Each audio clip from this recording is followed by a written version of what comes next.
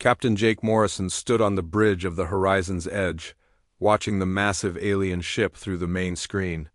The vessel was 3 times larger than his own ship and looked like nothing humans had ever built. Its surface was smooth and white, with strange patterns that seemed to glow in the darkness of space. "Sir, they're sending another message," said Lieutenant Ben Cooper from the communications station. His voice was tight with excitement and fear. This was the moment humanity had dreamed about for centuries. "First contact with aliens," Jake nodded, and straightened his uniform. "Put it through, Ben." The screen changed to show a tall, thin creature with pale blue skin and large, dark eyes. The alien wore what looked like flowing robes made of silver material. When it spoke, the computer translated its words into English. "Greetings, humans of Earth. I am Ambassador Vex of the Zephyrian Empire. We represent the Galactic Council, a union of peaceful worlds.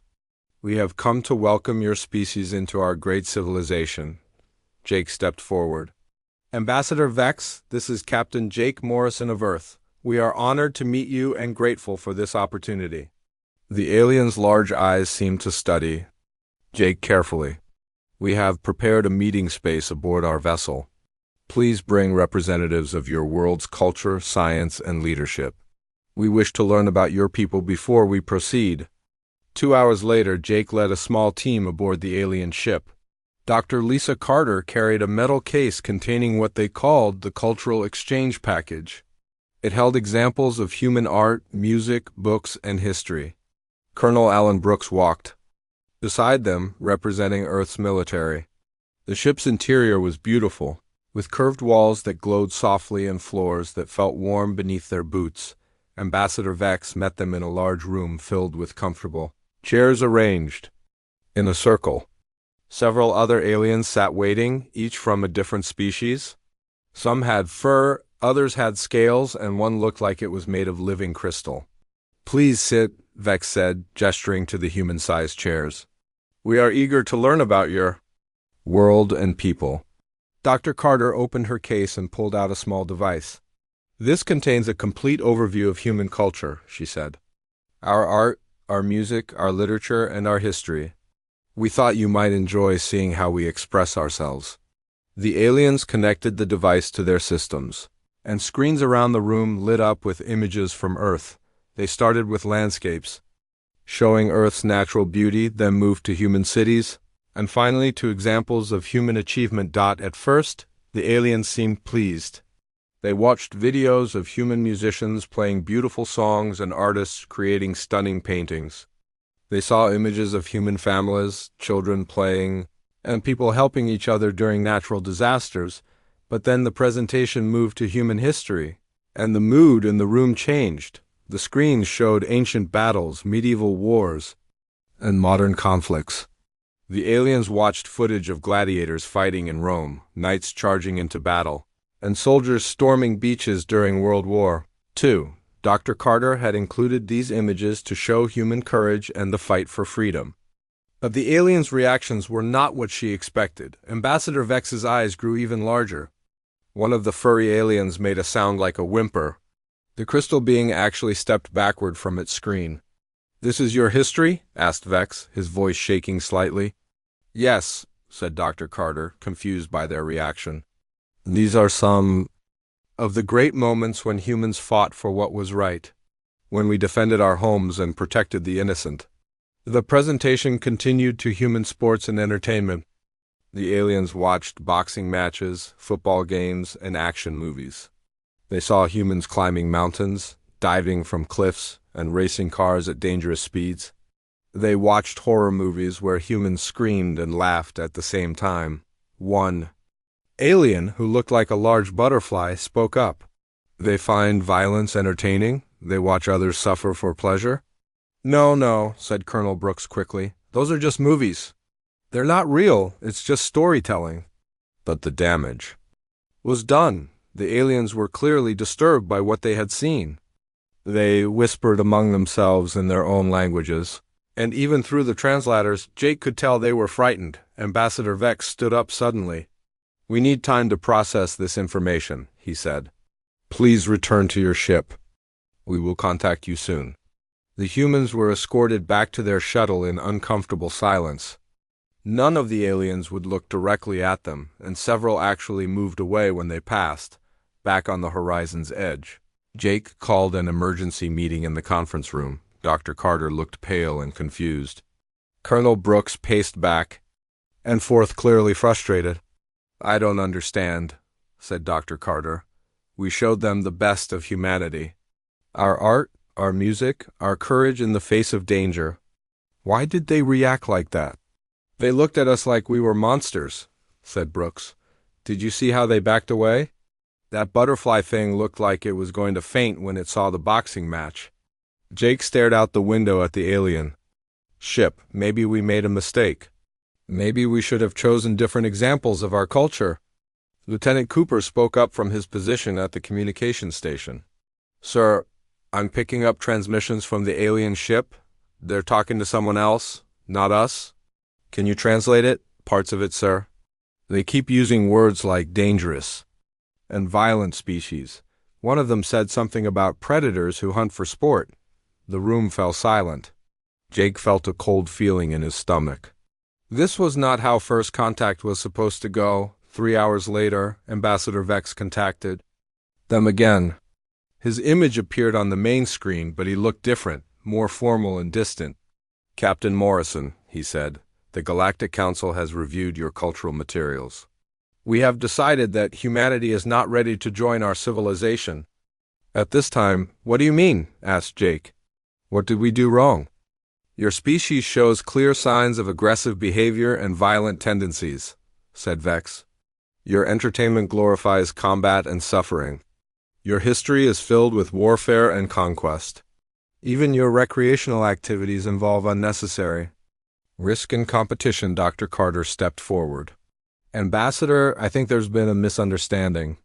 Humans are capable of violence, yes, but only when we need to protect ourselves or others. Most of our history is about building, creating, and helping each other." But Vex was already shaking his head. "We have seen enough. Your species represents a threat to galactic peace. We cannot allow such dangerous beings to spread among the stars." "Dangerous beings?" said Brooks angrily. "We came here in peace. We offered friendship and cooperation. And yet your first cultural presentation included countless examples of organized violence," replied Vex. "Your people watch others fight for entertainment. You risk your lives in meaningless competitions. You create stories designed to frighten and disturb. These are not the actions of a peaceful species." Jake tried one more time. "Please, give us another chance. Let us show you more about humanity. Let us prove that we can be trusted." But the alien ship was already moving away. Ambassador Vex's final words were cold and final. "The Galactic Council will decide how to handle the threat your species represents. Until then, you will remain in your solar system. Do not attempt to follow us." The connection ended, leaving the humans staring at a blank screen. Outside, the massive alien ship accelerated away from Earth, carrying with it humanity's first and possibly last chance at joining the galaxy. Jake slumped in his chair, trying to understand what had just happened. They had prepared for years for this moment, imagining every possible scenario except this one. How could humanity's greatest virtues be seen as their greatest flaws? How could their courage be mistaken for aggression, their competitive spirit for bloodthirst? "Sir," said Lieutenant Cooper quietly, "what do we do now?" Jake looked around at his crew, seeing his own confusion and disappointment reflected in their faces. "We go home," he said finally, "and we try to figure out what went wrong." 3 months had passed since the failed first contact with Earth. On the capital world of Nexus Prime, the Great Council chamber buzzed with nervous energy. Representatives from hundreds of worlds had gathered for the most important meeting. In galactic history. Representative Kala of the Methane Collective floated above her speaking platform, her gas-filled body glowing softly in the chamber's light. Around her, delegates from across the galaxy waited in their specially designed seats. Some breathed different atmospheres, others needed different gravity levels, but all shared the same concern about the new species called humans. "Fellow Council members," Kala began, her voice translating into dozens of languages at once. "We have called this emergency session to discuss the threat from the third planet in the Sol system, the species that calls itself human." A murmur went through the chamber. Many delegates had already seen the reports, but hearing it spoken aloud made it feel more real and more frightening. Kala activated the holographic display in the center of the chamber. Images from Earth appeared in the air above them. At first, they showed peaceful scenes of human cities and countryside. But then the images changed to show what the Council considered evidence of humanity's dangerous nature. "Observe their recreational activities," said Kala as the display showed humans climbing tall mountains. They risk death for no purpose other than personal satisfaction. They call this extreme sports and seem to enjoy the danger. The delegates watched in horror as humans jumped from aircraft with only thin fabric to slow their fall.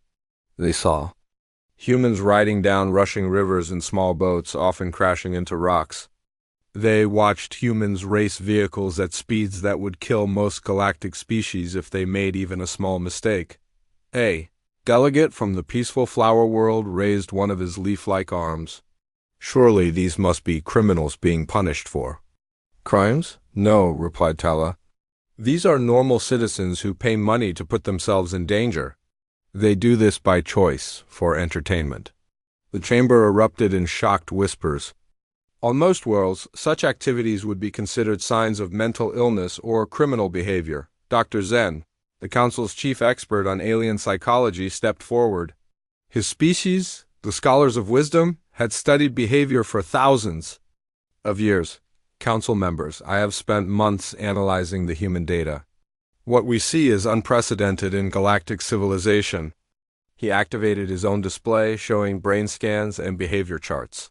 "Most intelligent species in our galaxy evolved from prey animals.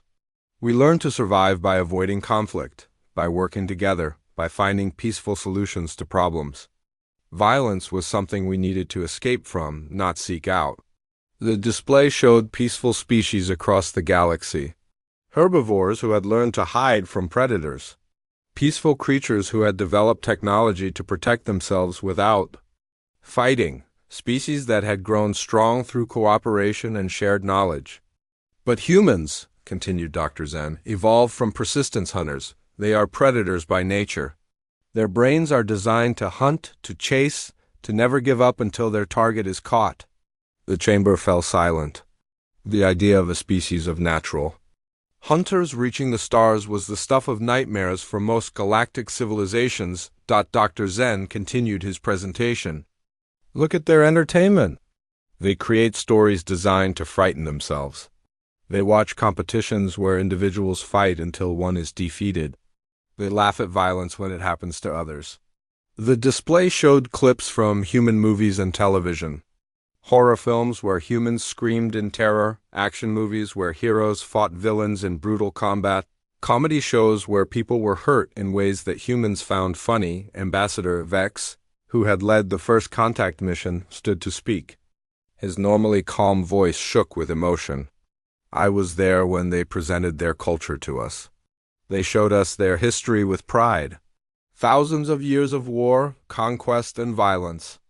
They spoke of their warriors as heroes, not as examples of what to avoid." He activated recordings from the first contact meeting. The Council watched as humans showed images of ancient battles, medieval knights, and modern soldiers. They heard humans speak with admiration about generals and warriors from their past.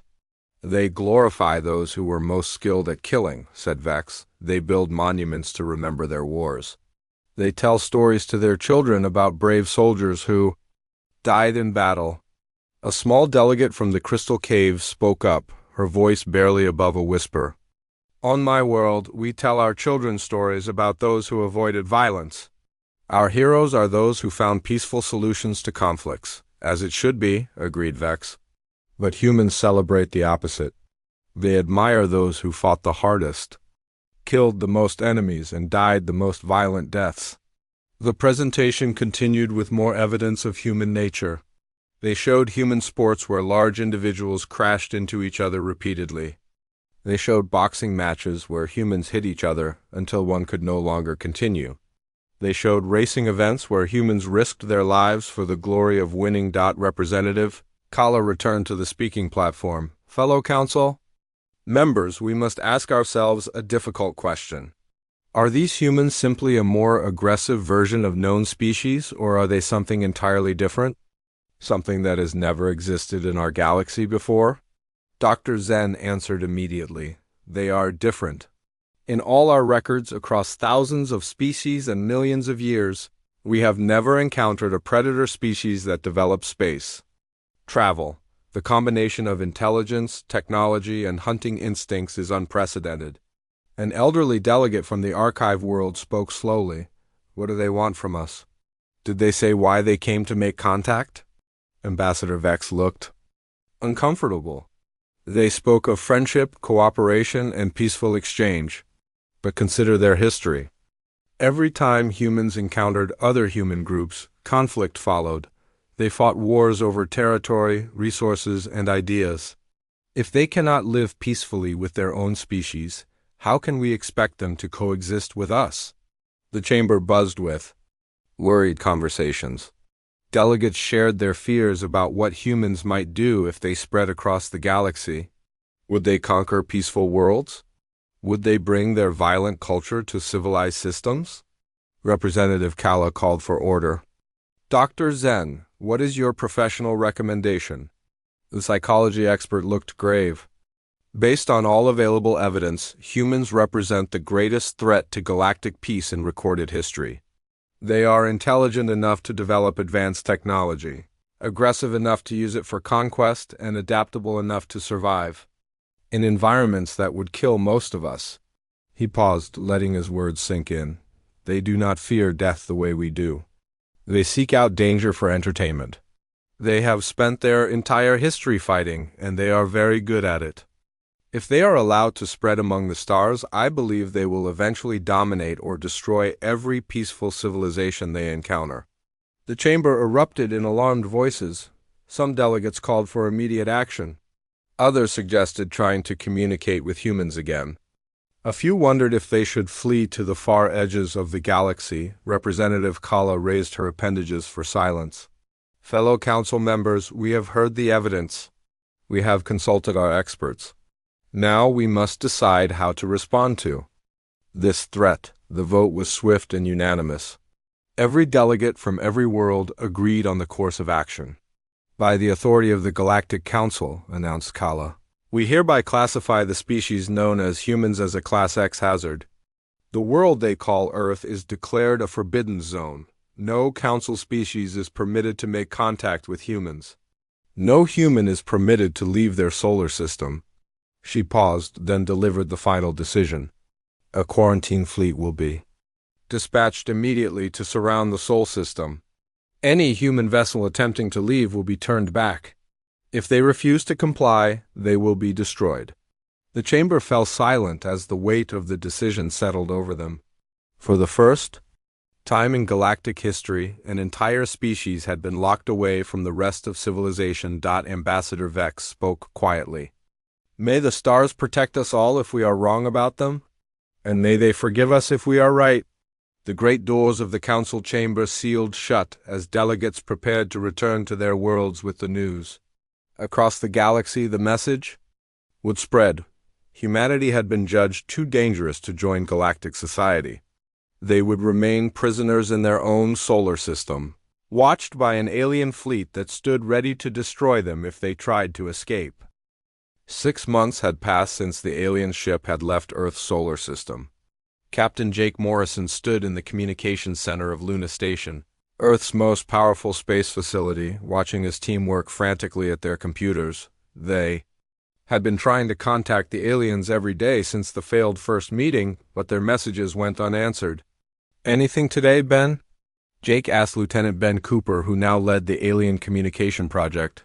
Ben shook his head sadly. Nothing, sir. We've tried every frequency, every language we can think of, even simple mathematics. It's like they've completely blocked us out? Dr. Helen Parker, the brilliant scientist who now ran the Office of Galactic Affairs, looked up. from her computer screen. Her eyes were red from months of working day and night to understand what had gone wrong. "Captain Morrison, I think I might have something," she said, her voice barely containing her excitement. "I've been monitoring space traffic around our solar system. There are ships out there, just beyond Pluto's orbit. They're not trying to hide anymore." Jake moved to her screen and saw the readings. Small dots of light moved in organized patterns around the edge of their solar system. "How many ships?" "At least 50 that I can detect," said Helen. "But I think there might be more. They're maintaining a perfect circle around our entire system." The truth was becoming clear, and Jake felt sick to his stomach. "They're not trying to contact us again. They're keeping us trapped." Director Chris Sullivan walked into the room just as Helen made another discovery. Chris ran the entire Earth Defense Organization and had been pushing for answers since the aliens left. "Helen, what have you found?" Chris asked. Helen's fingers flew over her keyboard. "I've been working on decoding their communication signals. The computer finally broke through their encryption. Chris, you need to see this." The main screen filled with alien text, then slowly translated into English. Jake read the words and felt his blood turn cold. The message was from the Galactic Council to their blockade fleet. It contained orders to prevent any human ships from leaving the solar system, and to destroy any vessel that tried to break through the quarantine, but that was not the worst part. The message also contained Earth's official classification in galactic records. "Class 10 hazard world," Jake read aloud. "Population of violent predators. Extreme danger to galactic civilization. Under permanent quarantine by council order." The room fell silent. Chris sat down heavily in a chair, looking like he had been punched in the stomach. "They think we're monsters," he said quietly. Helen continued reading through the intercepted messages. "There's more. They call us apex predators and warmongers. They believe we're planning to spread across the galaxy and conquer peaceful worlds." Ben looked up from his station. "But that's crazy. We came to them in peace. We offered friendship and cooperation." "Not from their point of view," said a new voice from the doorway. Marine Colonel Steve Davis walked in carrying a thick folder of papers. He had been studying every detail of the first contact meeting for months. "Colonel, what do you mean?" asked Chris. Steve opened his folder and spread out photographs and documents. "I've been going through everything we showed them. Every piece of our cultural exchange package. I think I understand what happened." He pointed to images from human history. "Look at this from their perspective. We showed them thousands of years of warfare. We told them about our greatest military leaders as if they were heroes. We showed them gladiator fights and called them entertainment." Helen nodded slowly. "And our sports? Boxing, football, racing. To them, it probably looked like we enjoy watching people get hurt." "Exactly," said Steve. "And then we showed them our movies. Horror films where people scream in terror. Action. Movies where the hero kills dozens of enemies. Comedy shows where people get hurt and everyone laughs." Jake began to see the terrible misunderstanding. "So, when they looked at all of that together, they saw a species that glorifies violence, enjoys watching others suffer, and has spent its entire history fighting wars," finished Steve. "From their point of view, we must look like the most dangerous species in the galaxy." Dr. Amy Johnson, Earth's top language expert, had been working in the corner of the room. She suddenly looked up with excitement. "I've made contact," she announced. Everyone turned to look at her. "What do you mean?" asked Chris. Amy pointed to her computer screen. "I've been trying to reach individual aliens, not the official council. I found a young researcher on one of the blockade ships. He's been secretly listening to our transmissions." The screen showed text messages in simple English. The alien was using the name Tix and seemed curious about humans despite the official orders. Tix had written, "Why do your people make sounds of joy when watching others experience pain in your entertainment?"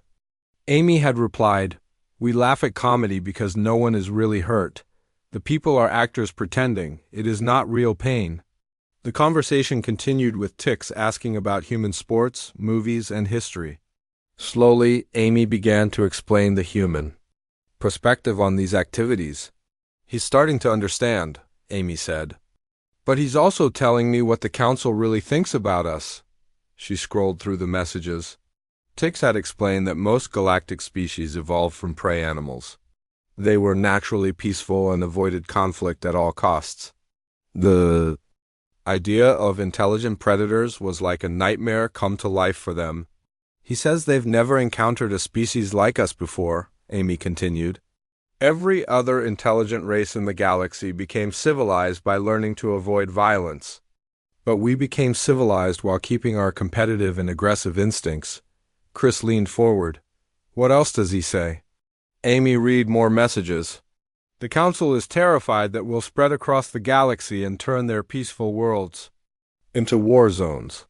They think we'll conquer everyone we meet because that's what predators do. But that's not what we want, said Jake. We want to explore, to learn, to make friends with other species. I know that, and you know that, said Amy. But they can't see past our history and culture. To them, we look like species-level psychopaths. Helen had been quietly working at her computer during the conversation. Amy, ask your friend about the blockade. How long will they keep us trapped here? Amy typed the question and waited for a response. When it came, her face went pale. Forever, she said quietly. The council voted unanimously to keep us quarantined permanently. They believed that letting humans into the galaxy would be the end of galactic civilization. The room fell silent again. The weight of the situation pressed down on everyone. Humanity had reached for the stars and been told they were too dangerous to be allowed out of their own solar system. There has to be something we can do, said Chris. Some way to prove we're not the monsters they think we are. Colonel Steve looked at the images spread across his desk. The problem is that everything they're afraid of is technically true. We are descended from hunters. We do have a history of warfare. We are more aggressive and competitive than they are. But we're also capable of great good, said Helen. We protect the innocent. We help those in need. We've learned to work together and solve problems peacefully. Amy's computer chimed with another message from Tix. She read it and looked hopeful for the first time in months.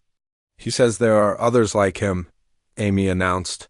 Young aliens who think the council might be wrong about us. They're watching. U.S. studying our transmissions, trying to understand what humans are really like. That's something at least, said Jake. If we can convince enough of them that we're not monsters, maybe they can change the council's mind.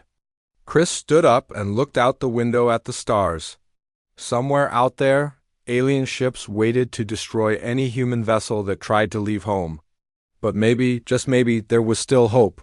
Keep talking to them, Amy, he said. Keep explaining who we really are. It might be our only chance to prove that humanity deserves a place among the stars. The emergency alert woke Captain Rick Turner at 3 a.m. Red lights flashed throughout the New Frontier, Earth's newest and most advanced spaceship. Rick rolled out of his bunk and ran to the bridge where his crew was already gathering around the communications station. What's the situation? Rick asked Lieutenant Commander Nina Foster, his second in command. Nina pointed to the main screen, which showed a star map of the Alteran system, 40 light-years from Earth. We're receiving a distress signal from the Alteran homeworld. A massive asteroid hit their planet 6 hours ago. The impact was so large it knocked their planet off its normal orbit. Rick studied the readings on the screen. The numbers were terrible. The asteroid had been over 10 miles wide and moving at incredible speed. When it hit Alteran, it had caused earthquakes, tsunamis, and volcanic eruptions across the entire planet. How many survivors? He asked. Unknown, said Nina. The planet's communication systems are mostly destroyed. We're only getting fragments of emergency broadcasts. But sir, there's something else. The Galactic Council sent rescue ships, but they all turned back. Rick frowned. Turned back? Why? Engineer Paul Martinez looked up from his computer. The asteroid impact filled the atmosphere with toxic gases and radiation. The surface temperature has dropped by 50 degrees, and it's still falling. The Council ships can't operate in those conditions. Their technology isn't built for extreme environments. added Dr. Claire Bennett, the ship's medical officer. Most galactic species evolved on peaceful worlds with stable climates. They've never had to deal with disasters like this. Rick felt a familiar feeling in his chest. It was the same feeling he got every time someone needed help, and he was the only one who could provide it. How long would it take us to reach Alteran? Nina checked her calculations. At maximum speed, 18 hours. But sir, we're still under quarantine. The Council fleet will try to stop us if we leave the solar system. Rick looked around at his crew. He saw the same determination in their eyes that he felt in his heart. These were people who had joined the space service to help others, to explore the unknown, and to face danger when necessary. Paul, can we break through the blockade? Rick asked. Paul grinned. The new frontier is faster than anything they have out there. We can outrun them, but once we do, we'll be in direct violation of galactic law. Dr. Bennett, can we survive on Alteran in those conditions? Claire nodded confidently. Humans can handle radiation levels that would kill most galactic species. We can work in toxic atmospheres with proper equipment. The cold temperatures are bad, but not impossible. Rick made his decision. Nina, set course for Alteran. Paul, prepare the ship for combat speeds. Claire, get the rescue equipment ready. We're going to help those people. Sir, said Nina quietly, this could start a war with the entire Galactic Council. Rick looked at the distress signals still coming from the dying world. Then we'll deal with that later. Right now, people are dying and we're the only ones who can save them. The new frontier launched from Luna Station within an hour.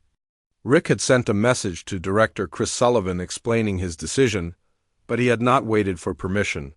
By the time Earth's leaders could debate the choice, it would be too late to help the Altair and Das as they approached the edge of the solar system. The ship's sensors detected the Council blockade ships moving to intercept them.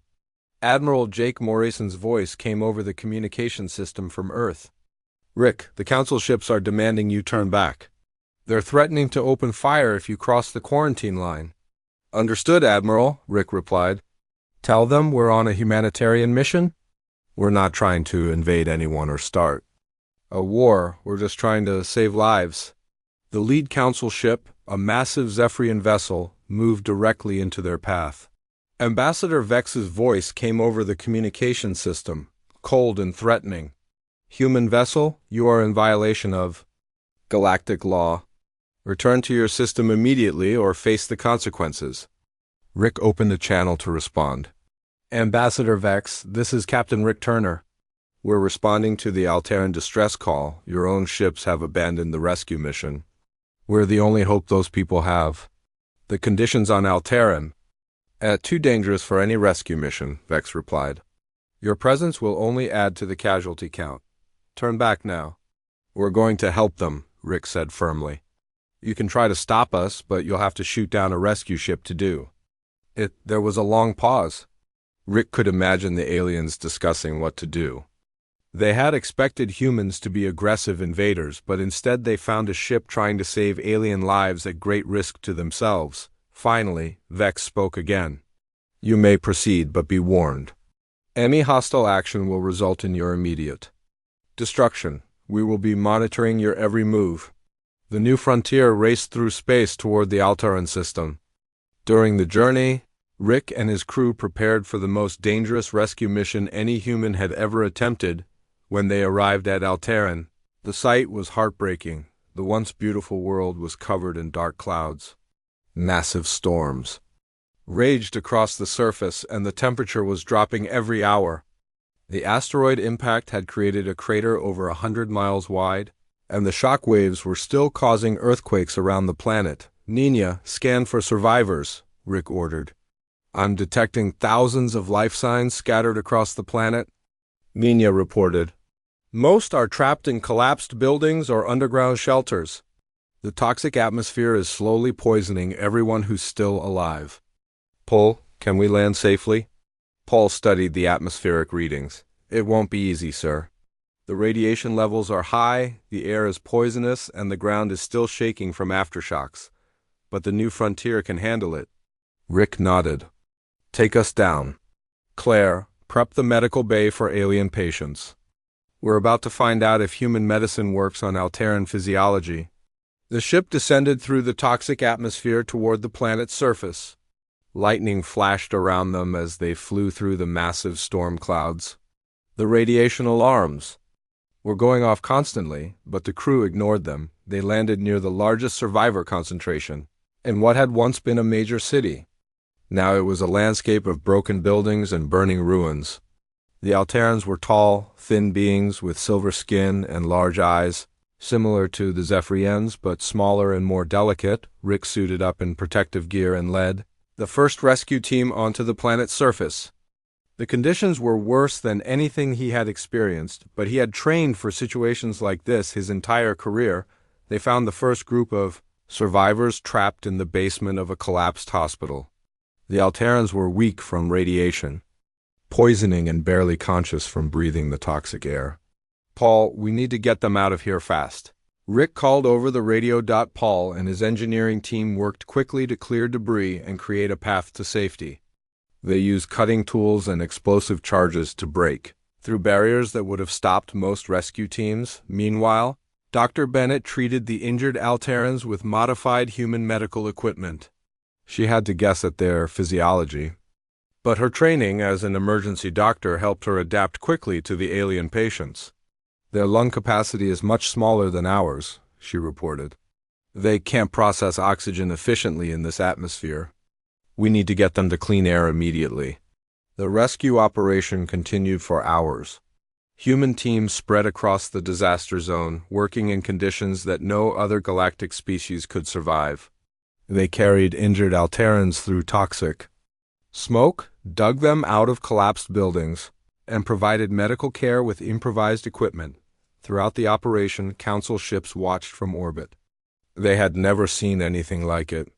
Humans working tirelessly to save alien lives, risking their own safety for people they had never met, in conditions that should have killed them hours ago, as the New Frontier's medical bay filled with rescued Alterans. Word of the human rescue mission spread across galactic communication networks.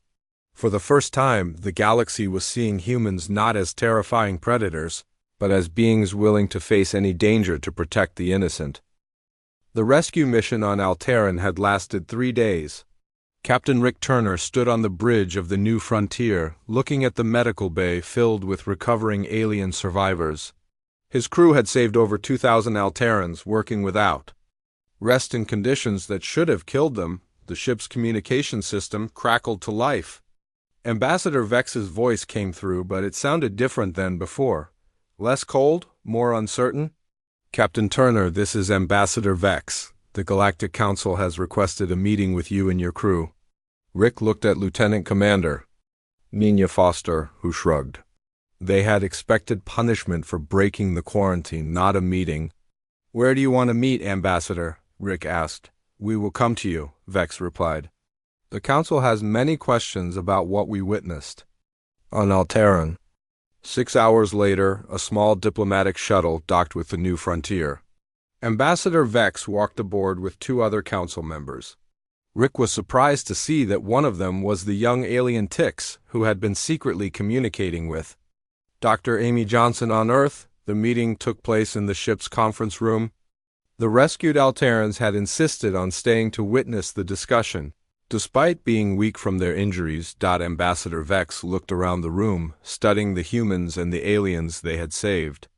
Captain Turner, what you and your crew did on Alteran has forced the Galactic Council to reconsider our understanding of humanity. Rick remained standing, ready for whatever came next.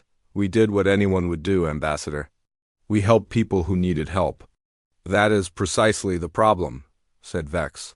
No one else would do what you did. Our rescue ships could not operate in those conditions. Our crews would have died within hours of landing on that planet. Tix stepped forward, his large eyes bright with excitement. Captain, we have been watching the recordings of your rescue operation. Your people worked for 3 days straight without proper rest. You carried injured beings through toxic air that should have killed you. You used explosives and dangerous tools in unstable conditions. Dr. Claire Bennett, who had treated hundreds of Alteran patients, spoke up. We did what was necessary to save lives. That's what we're trained to do. The third council member, an elderly being covered in crystal formations, spoke in a whisper. You risked your own lives to save strangers. Aliens that your species had never encountered before. Why? Rick thought about the question for a moment. Because they needed help, and we could provide it. It doesn't matter what species they are. Suffering is suffering. Ambassador Vex activated a holographic display. It showed news reports from across the galaxy. The rescue mission had been broadcast on every world, and the reaction was unlike anything the Council had ever seen. The entire galaxy watched your mission, Vex explained. They saw humans working tirelessly to save Alteran lives. They saw your people sharing their food with injured aliens. They saw your medical officer treating patients whose physiology she had never studied before. The display showed alien news anchors trying to explain what they had witnessed. Many seemed confused by the idea of risking one's life for strangers. The galaxy is asking questions we cannot answer, continued Vex. If humans are the violent predators we believe them to be, why did they risk everything to save people they had never met? One of the rescued Alterans, a female named Syrah, who had become their unofficial spokesperson, stood up weakly. May I speak? Ambassador Vex nodded. Syrah looked directly at the council delegation. Before the humans came, we were dying, she said. Our own rescue ships had given up on us. The conditions were too dangerous, they said. Too risky for their crews, she gestured toward Rick and his team. But these humans came anyway. They worked in poison air that burned their lungs. They carried us through radiation that made them sick. They gave us their own food and water when supplies ran low.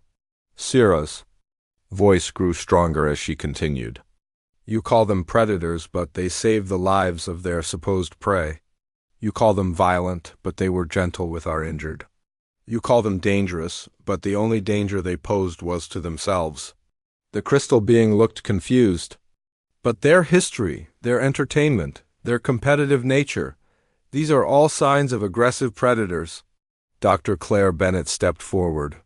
May I explain something about human psychology? At Vex's nod, she continued. Humans are competitive. Yes, we push ourselves to be stronger, faster, and better. But that drive doesn't come from a desire to hurt others. It comes from a desire to protect others. She activated her own display, showing images from Earth. Our athletes train their bodies to peak condition not to dominate the weak, but to be ready when strength is needed. Our soldiers learn to fight not because they enjoy violence, but because sometimes violence is the only way to protect the innocent. The display showed human emergency responders running toward danger while others ran away. Firefighters entering burning buildings, police officers confronting armed criminals, soldiers defending their communities. Our competitive instincts and our tolerance for violence exist for one purpose, Claire continued. To make us capable of helping others when help is needed most. Engineer Paul Martinez joined the explanation. When we showed you our extreme sports and dangerous activities, you saw reckless behavior. But those activities train us to function under stress, to make quick decisions in dangerous situations, and to never give up when lives are at stake. Ambassador Vex looked thoughtful. So your competitive nature and your tolerance for danger are actually protective instincts? Exactly, said Rick. Every trait that made you afraid of us is also what made it possible for us to save the Alterans. Tix pulled out a communication device and activated it. Council members, I have been monitoring human communications for months. I want to show you something. The device displayed messages from Earth. Thousands of humans had volunteered to join rescue missions to other worlds.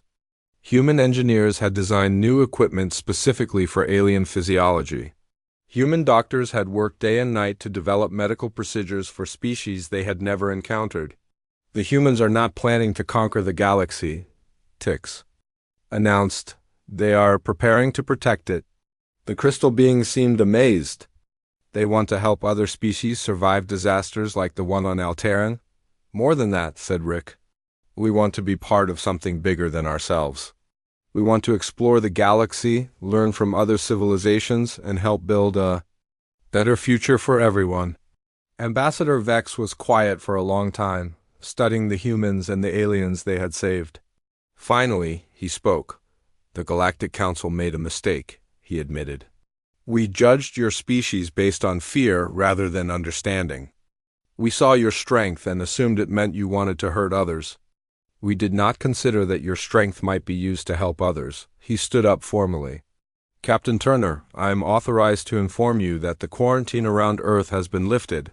Humanity is invited to join the Galactic Council not as a probationary member, but as full partners.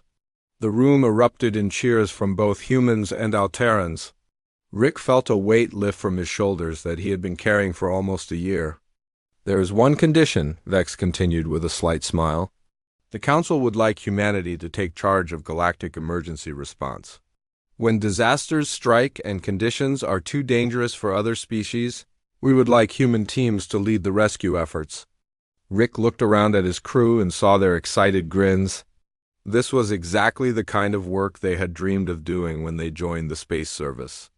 Ambassador, we would be honored to serve the galaxy in that capacity, Rick replied. 6 months later, Admiral Rick Turner stood on the observation deck of Unity Station, the first joint human-alien space facility. Through the large windows, he could see human and alien children playing together in the station's garden, while their parents worked side by side on projects that would benefit the entire galaxy. The galaxy had learned that Earth's most terrifying quality was not humanity's capacity for violence, but their willingness to face any danger to protect others. In a civilization of peaceful prey species, humans had become the guardians they never knew they needed. Dr. Amy Johnson joined Rick at the window, holding a report about the latest rescue mission. The Crystalline Collective just requested a human emergency team for their mining disaster, she said. Apparently their people can't work in the high-pressure environment where their miners are trapped. Rick smiled as he watched a human child teach an alien child how to play soccer. Tell them we'll have a team there within 24 hours. The galaxy was no longer afraid of humanity. Instead, they had learned to be grateful for the species.